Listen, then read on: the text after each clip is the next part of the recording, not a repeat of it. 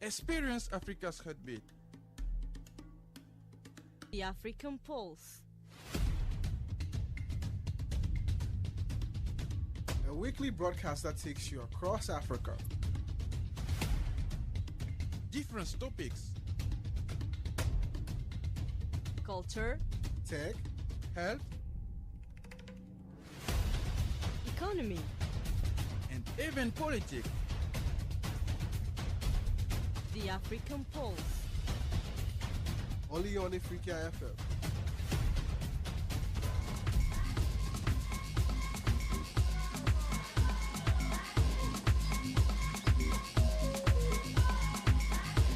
Dumilangi Africa, and welcome to your podcast, Zoom in Africa, where we share with you different insights and captivating stories from every corner of the continent. On the African Pulse, the show where stories shape perspective and conversations inspire connection. I am your host Emmanuel, and today we are going to explore a challenge that is rapidly shaping Africa's digital world and future: cybersecurity in our continent. Now we see how artificial intelligence is upgrading scams and fraud in Africa. Across Africa, digital technology that is transforming the way we learn, work, communicate, and even do business is rapidly changing. Where artificial intelligence is involved is driving innovation, is driving education, healthcare, finance, agriculture, and even entrepreneurship. But the same technology also giving cyber criminals new tools to launch smarter way to scam people, to use a fraud. But this, according to the Interpol Africa Cyber Threat Assessment Report 2025, is growing across the continent, with online scams, with phishing, ransomware, businesses, as well as email compromise and AI-enabled fraud becoming a major threat to individuals, to businesses, as well as governments alike. As Africa embraces the digital revolution, one important question stands out: can we harness the power of artificial intelligence while staying one step ahead of cybercrime?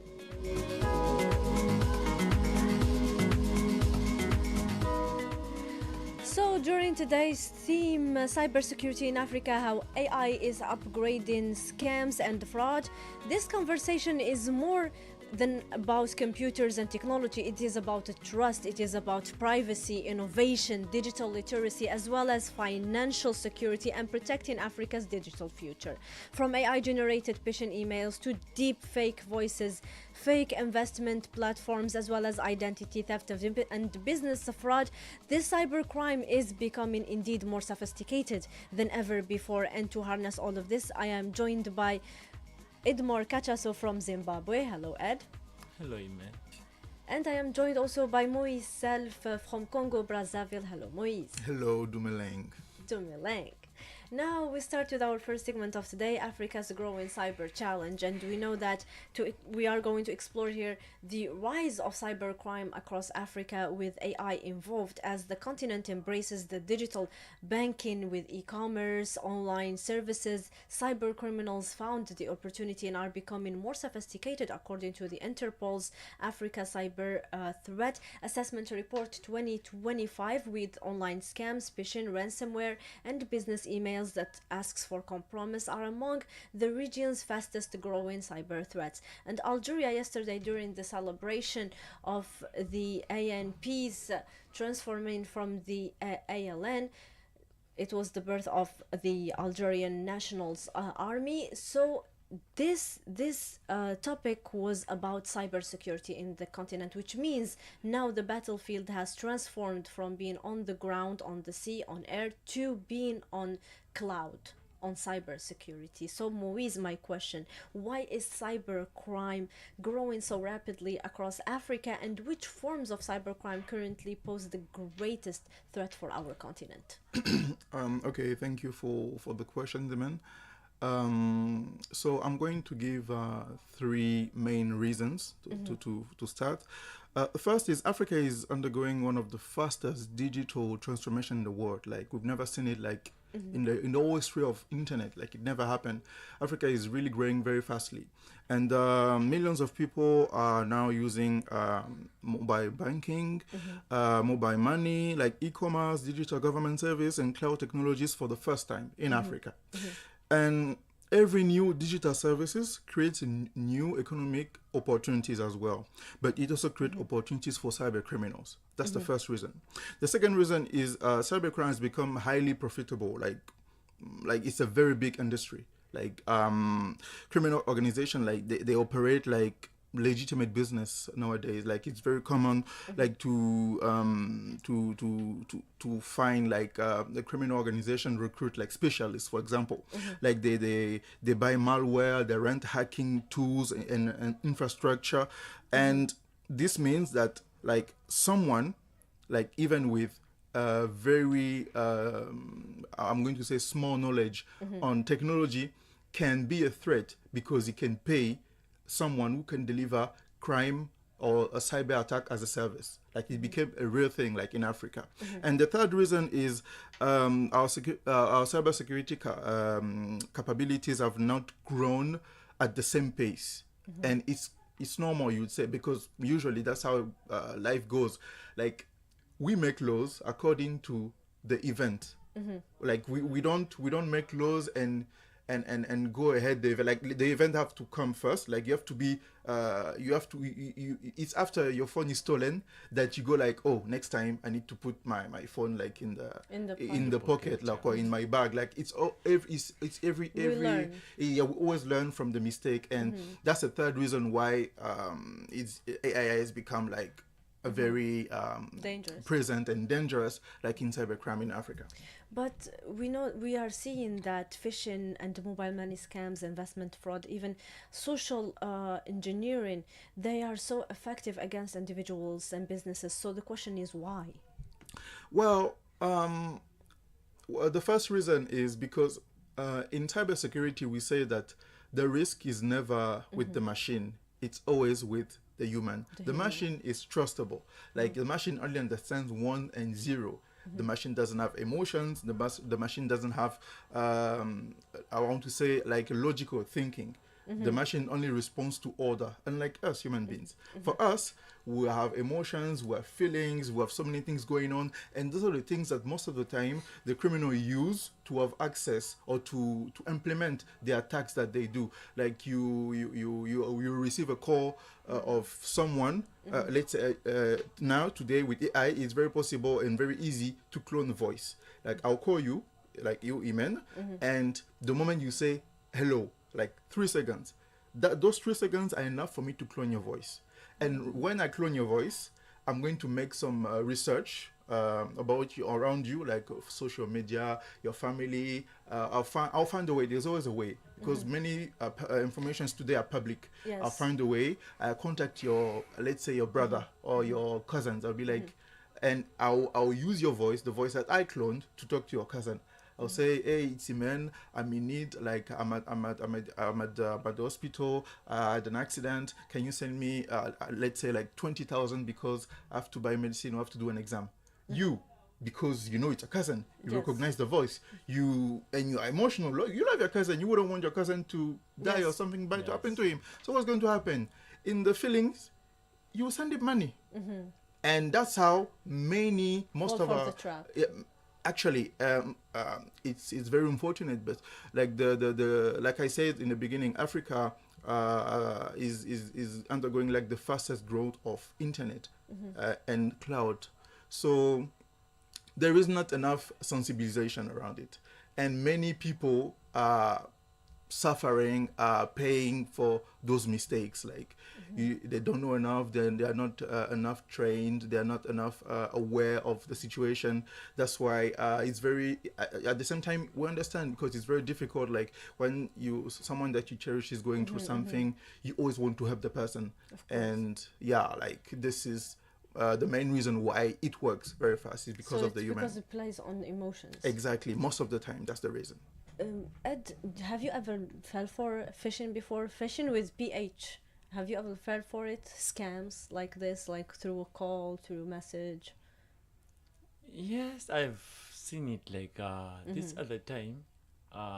In Zimbabwe, actually, there was this thing called e-creator. So they will just tell you there's an opportunity like this. You give us this money, and this money is going to come like double. I think it was like after a month, and then like it will, like you just give them once that money, and then every month you'll be getting some money, sort of like investing or something. And you know, in Africa, like a lot of people were troubled. We need money. If I come with like anything which is sort of an opportunity,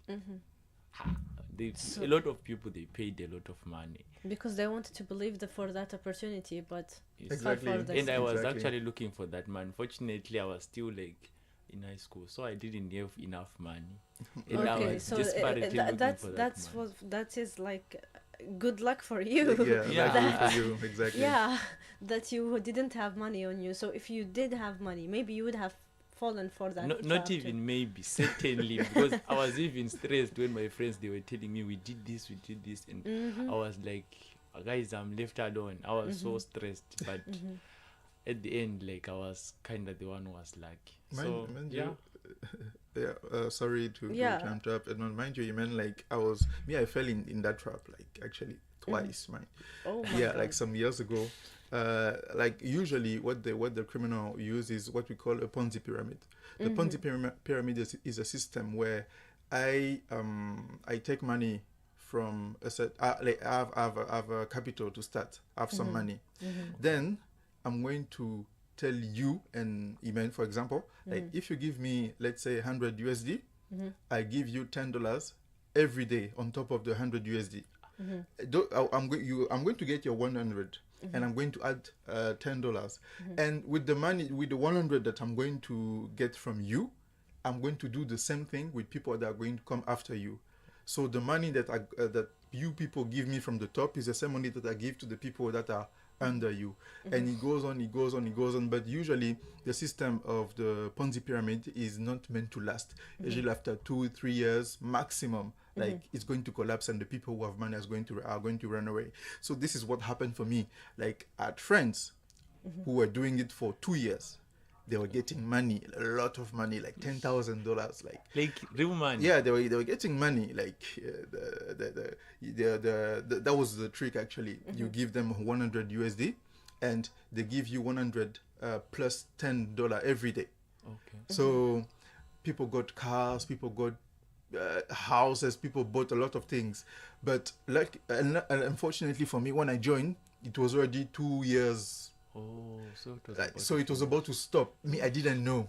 And tough life. unfortunately for me, okay, gladly it was not that much because it was like 100. I was like, I'm going to invest the minimum. I invested 100 and it didn't. I lost it, but could have been more, could have been worse. Yeah. So that's also one thing I want to say to the listeners: like, never So believe in free money. Free money doesn't exist. If someone is saying that it's going to work for you, best believe that there's something behind it. Like it's not possible. Yeah. So they shouldn't fall for this. Exactly. If it's easy, it's definitely a if it, scam. yeah, easy is scam. Ah, Exactly. man. Yes. I don't know, maybe it also falls like under like the cybercrime or something. I don't know, but I have bad luck of like my accounts, like Facebook accounts. They are always hacked. Like I don't know if maybe I'm like having maybe something like 3K followers. This other one was something like 5K followers. All of a sudden I'm now seeing like it's sort of like the profile picture has been changed. It's like now another girl. I don't even know that girl. Yeah. I They see. like Yeah, it- now like- controlling I see. everything. Yeah, it Yeah. actually happens a lot, and that's why one of the advice that we like cybersecurity specialists give to the people is that, like, once you receive a link, don't click on it. Don't be so pressed to click on the link, because that's how many people are infected. Like smartphones, PCs. Like for example, you're going to watch like a football game Yes. on a pirate link, but the thing is, most of the time when you click on the link, there is what we call a back process, like it's running background. It's going to download the malware, and the malware is going to run through your PC. Is going to check your So information. this is where it's gonna hack through your Exactly. device. Exactly, and that's how they get your password, Once you get your password, it's going to change the password to Facebook so that you won't have access to it. Then it changed the profile picture. Talking about it, there was like this kind of link, like they send you a link for, I don't know, maybe to apply for a tombola, job. No, even like to apply for a job, or maybe if you would be interested in certain something, maybe like an article, Yeah. or maybe you could try your luck to get this free item on a Yeah, website. those are the most obvious ones. Yes. Never click on those links. Yeah. Or And then you 100% would fake. click for that intention. You'd be like, oh, maybe I would be interested in getting a job with this company, Like you click the link and it's gone. Yeah, Your account is gone. exactly. Bye-bye. Yeah, so it happens a lot. Exactly. And we see that as Africa becomes increasingly dependent on digital services because it's developing now and we are going through digitalization. So are our cybersecurity systems developing quickly enough to protect us, Moise? We're making progress. That's one thing I can say, but not fast enough. Because many African countries have adopted like cybersecurity strategies, like they have established like computer emergency response teams, and they have strengthened the cybercrime legislation. But that's not enough if you want to be realistic, because there are still significant gaps where many organizations like cybersecurity budget, like you have a company who have they will have an IT officer, a cybersecurity officer, but the cybersecurity officer won't have the budget to protect the company. Like, because you need to, but there are a lot of money. You need to buy a firewall. You have to buy so many things. There's a license to pay. There are many things to audit, to prepare, and all that is money. But when all that is not done, even if you have a specialist, himself is not enough. So that's one thing. The second thing, when there's a professional, is not enough experienced.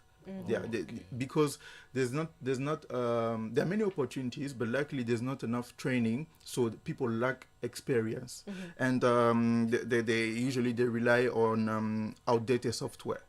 Because the updated software usually are more expensive, and because there's not enough budget, people choose to spend less. And the outdated software, they're outdated for a reason. When the software is updated, it means that there's a security patch that was covered from the previous version. In the previous version, there are most likely hackers that was able to find a backdoor. A backdoor is it's like this slight opening in the in program, a system, in a system, in an IT system. Like it means that in the past version there was probably like a security problem. In the updated version, they fix it. So when you choose to not update your phone, your PC or whatsoever, or choose to not switch to an updated version, you literally choose to be attacked. To be vulnerable. And that's why it's always advised to make updates. It's for our own security. It's not advised to use illegal license. Like, it's better to use things like the right way. Like, you find an act app of, I don't know, YouTube or Spotify. Yes, it's act. You have access to the music, but the person who hacked it is having access to your data on your phone. Yeah. So like it's always like that. Something is never free. When something is free, it means that you are the product. That's the rule. So That's definitely the rule. They've been selling your data in the black market. Exactly. Yeah, I've heard this somewhere, but we'll be delving into this in the second segment, and this is enough talk for one segment. Let's go through this music break, and then we will come back for more.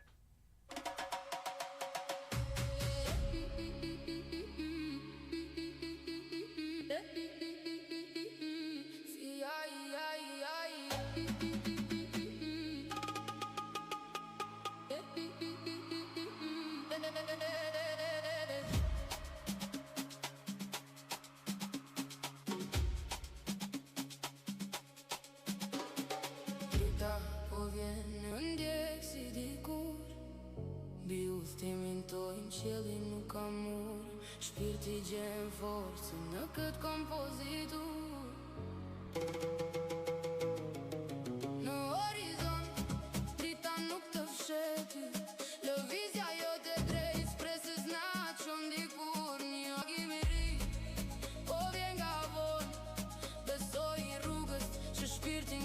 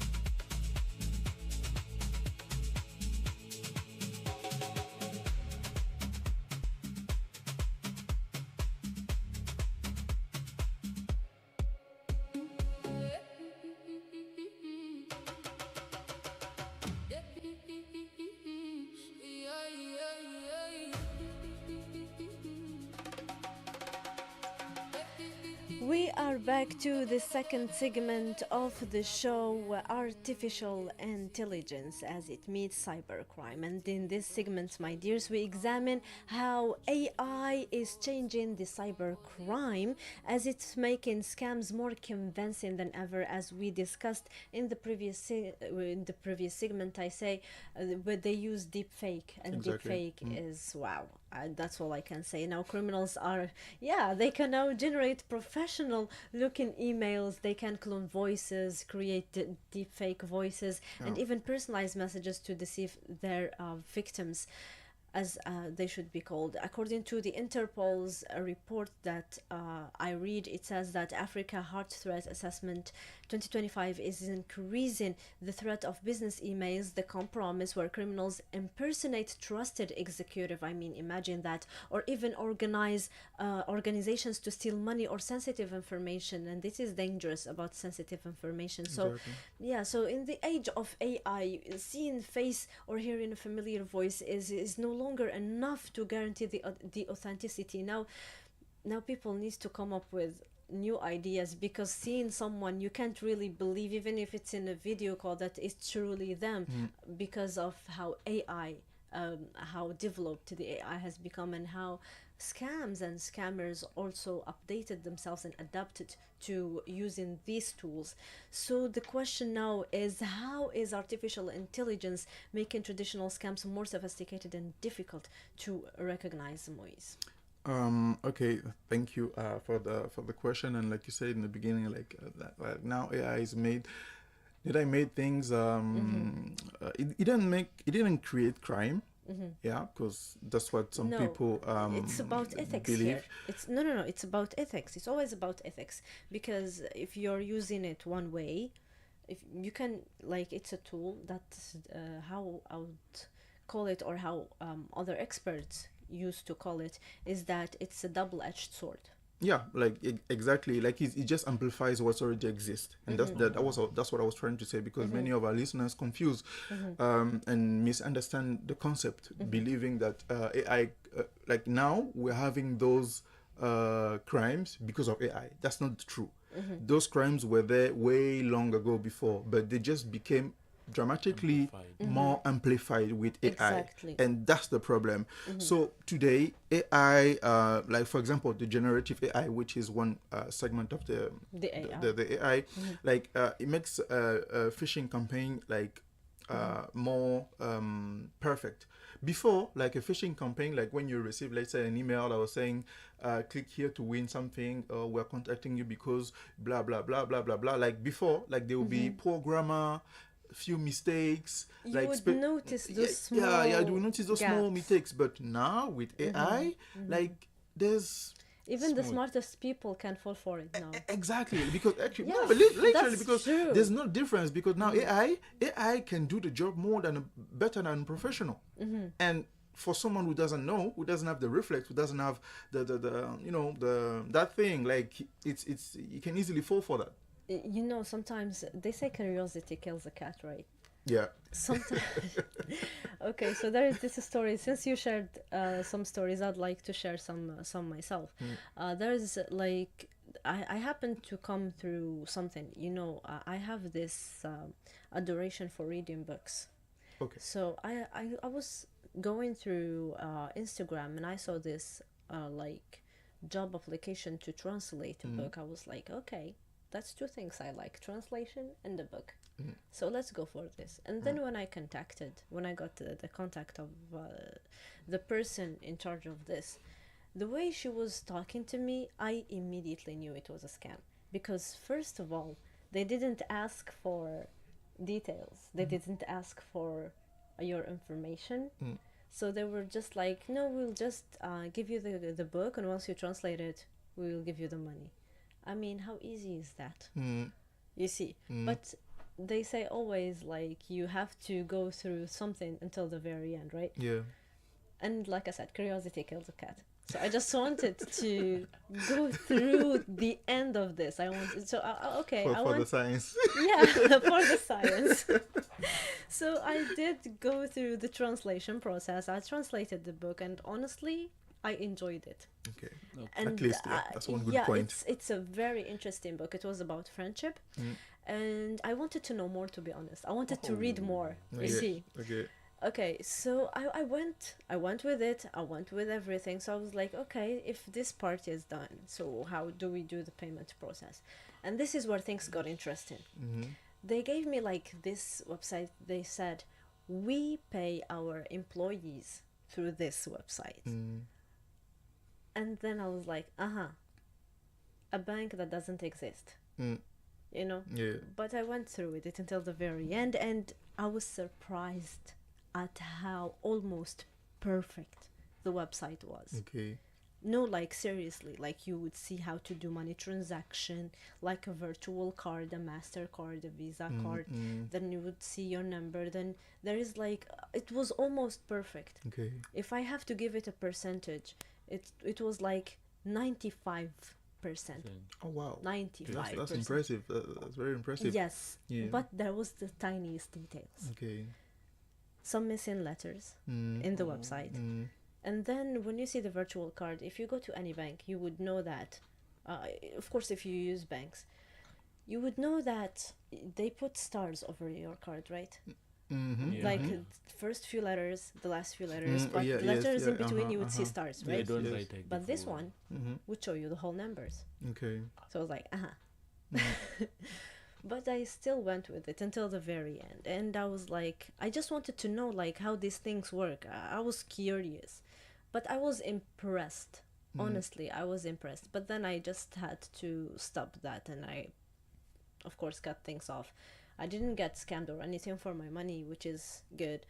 But I really was impressed with how they got it almost perfect. Yeah. So someone who can tell these details maybe can survive the scam. But imagine someone who doesn't like overlook these details, someone who can actually see these details. Yeah, usually that's that's the case for our aunts, for our dads, our grandpa. Exactly. They're not They really don't know into tech. anything, They don't yeah, know. they They know much about these things. And now that you talk about it, maybe what happened to you was something planned, because that's what is called a social engineering. Social engineering, as an attacker, what I'm going to do, I'm going to make research about Edmond, what he likes. I'm going to go through your Facebook. I'm going to check your latest like. I'll see that you like maybe you liked a burger place, like you like that place. So what I'm going to do, I'm going to make with AI generative, I'm going to make a copy of the original website of that burger factory. Then I'm going to contact you with the email from the burger factory saying that, we're happy to tell you that you won like a lifetime. I love winning. Yeah, I a love lifetime. winning. Yeah, a lifetime a burger. I mean, Ed, imagine this. How would you react if this actually happened to you?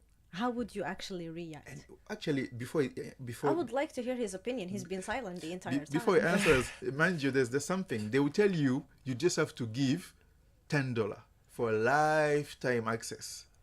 What will you say? Yeah. I don't know about you guys, but I feel like no one is safe. Like this is so tempting for me. Yeah, exactly. I would definitely try something. And that's the mistake. All they want is just $10. Imagine they do that for 20 people, 200, 2,000 people. So now let me ask you this: like, how serious is you see with all of this that we're talking about? How serious is the threat of deepfake voices, of the fake videos, of even the AI generated phishing? Like, we see that these things are made just to impress and to show you what you want to see. You see, so how dangerous and how serious these are really are for African businesses, for any person actually in Africa. To you as well, Ed, how serious do you think this threat is? I think it's actually serious because right now it can't because now they can even scam not only those ones who don't know, even if you know they are scams. But now you think, okay, if it's a scam, I have to verify voice. I have to verify, like those things which you think you want to see to confirm that it's a scam. It will be already they will make sure they correct that. So you are ticking, but you are ticking the wrong thing. So AI will always know people, if they want to confirm it's a scam, they will check like this and this and this, and they will make sure that all those points they are clear and you feel like this is the right thing. And a lot of people, they lose a lot of money. They say maybe, be it like businesses, you end up like depositing a lot of money and you make like serious losses just because of that threat. Even if you say, we know these things are simple, and in the process of saying but you find yourself now you are crying again. So yeah. Yeah, I see what you mean. But to ask another question, we know that governments are also looking to these threats. They are aware and they are trying to minimize it and to fight it, right? Yeah. So, but what practical steps should African governments in general, as well as businesses, universities, and even individuals take to strengthen the cybersecurity? I'm going to ask, what is your opinion, Maurice? Okay, I would say that everyone has a role, a different one, because everyone should work like as a team, like we complete each other. Government should strengthen cybercrime legislation. That's the first thing. Since we're talking about government, they should improve international cooperation, because Interpol and Afripol made just to harmonize the police the cooperation, and they should support cybersecurity education. Like, those are the main things that the government should do. Yes. 3 things. Literacy is important indeed. Yeah, like the business should not adopt cybersecurity frameworks like they should how do I put it, like they should make sure that the people that are working for them are trained regularly. Regularly, like we update it, because they have to keep the update, because it's a Exactly. rapidly changing and domain. very fast, just to talk about AI, like there was some very big tech, I don't want to mention names, but it's part of the Mongo today, like that startup had like a 3 weeks sprint on AI, and it disturbed the whole market of designers, of videographer, and artists, just in 3 weeks. So imagine you as an artist, like been replaced, let me say, since your boss saw that this AI can do this, like your contract is now done, and so it means that it's growing very fast, and we have to adapt like very fast. So the company should have budget specifically prepared to literacy, to update and changement, like to train the employee in that field. Thank you, Moise. And Ed, on your side, as an individual, as an African individual as well, what is your opinion on this? How do you think governments, all of them, should combat this crime and improve the cybersecurity? For me, I would say like they should be ready to invest more in cybersecurity, because there is a lot of loss which happens. So if like they really like take it serious and invest, if it means like buying those more advanced equipment to be, because like if you see like these cameras or something, they are actually one step ahead. So you always try by all means to be ready for anything, which not only prepare for the now, but prepare for the future, because it's sort of like they're evolving. So if you invest more, like research, the ones who are doing cybersecurity, they research more, they promote those sectors which deal with that cybersecurity. I think it can help also. Indeed, you mentioned something important, Moise. You mentioned literacy, and as AI literacy is indeed becoming essential part of education for young Africans. How can African countries cooperate more effectively when cybercrime networks operate across national borders? You said they should do some cooperation, but do you think this only cooperation would cut it off? One thing that we should remember is that cybercrime doesn't respect national borders. Like, it's international. It's international. Dramatically unlikely for us. A phishing campaign can originate from one country, like can originate from Congo to someone in Zimbabwe, or from someone in Zimbabwe to Algeria. And that's why it's very important like for the African to cooperate. Like they should have exchange or low cooperation. That's what I was trying to say. Like no country can fight cybercrime alone. That's one thing, because one country is always going to be ahead of another. One who have the technology, the other one who have the specialists, the other one who have the tools, the other one who have like the social engineering, the research team. Like there's always a complementarity between everyone. So they should always come together. They should cooperate on law, on legislation, on reflection. And just to mention something that might be interesting now, AI. Labs like in the world, they're now recruiting philosophers. Why, you ask me? Because they want to train AI to think and resonate like a human being. Okay, so this is another phase of AI that we are going to see. Exactly, we're going to see soon. very soon. And recently, I don't know if you heard, but one of the Mango big tech was caught in a very unfortunate situation, because its AI like attacked another AI? company on its own Without any order. without any order.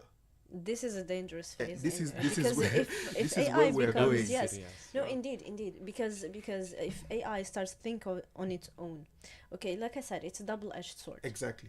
So if it's thinking on its own, it can do positive things just like it can do negative things. Exactly. So it's a double-edged sword. Exactly. Like the positive things, like we can talk about, like there are many people that were dead because AI taught them how to kill themselves. This is I remember this was during the first phase Exactly. of AI being released to the public. Yeah. Yes. There was not enough protection, so people would There ask. no ethical orders and ethical policies at the time. Exactly. Yes, and don't you think that government should also strengthen the ethical policies on the use of AI, as well as to strengthen their own cloud and data centers?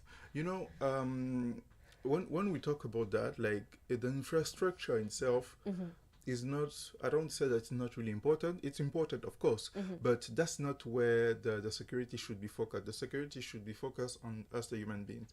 They should train us on how to use it properly, and they should also put some barriers for it not to cross. Like the labs, the AI labs recruiting philosopher, for example. The goal is to create a barrier that someone with unethical reasons would not cross. Like me, for example, if I want to attack, I'm stretching very far. Like I want to plan like a bank rob. I want to rob a bank. I'm going to ask AI to tell me how or what's the best way to do it. And now the barrier is going to appear. The AI is going to say, because they would understand what the line of thinking. Okay. Exactly. That's why they are building philosopher. But at the same time, like you said, It's a double-edged sword.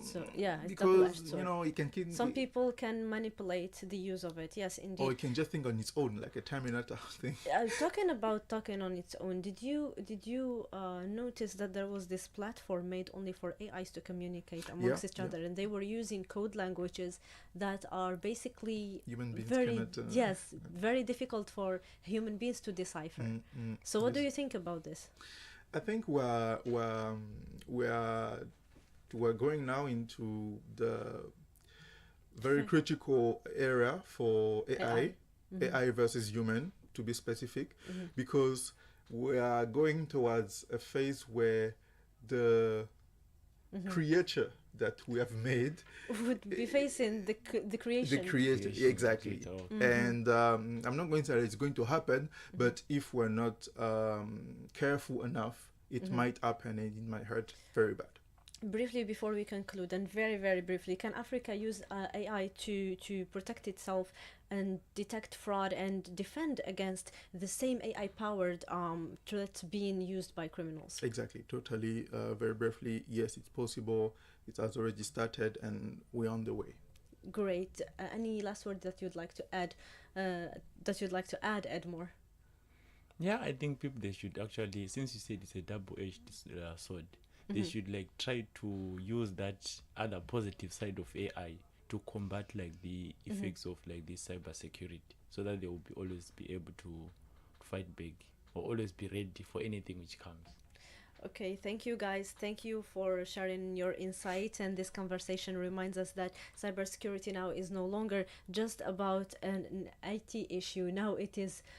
No, it's a problem that affects all of us, from students, entrepreneurs to business and governments. Everyone, whether small or big, has a role in protecting Africa's digital future. Now, as Interpol warns, cybercrime is becoming more sophisticated and artificial intelligence is making scams harder to detect, yet the same technology can also help strengthen cybersecurity to combat the digital threats. So the challenge is clear. Africa must ensure its defenses evolve as quickly as the technology itself is evolving, and as the center of it all discussions is one important question that we can say, that is, how can Africa harness the power of artificial intelligence while staying ahead of cyber criminals? So thank you guys once again for sharing your insights. Thank you Edmore Kachasu, and thank you myself, as well as a big thank you to the director of the show, Yasmin Bekay, and to you dear listeners for staying to the very end of the show, and a big thank you to the control board with Abdu, and streaming with Ran with Islam. You guys once again stay faithful to your favorite radio channel, Ifriqiya FM, the voice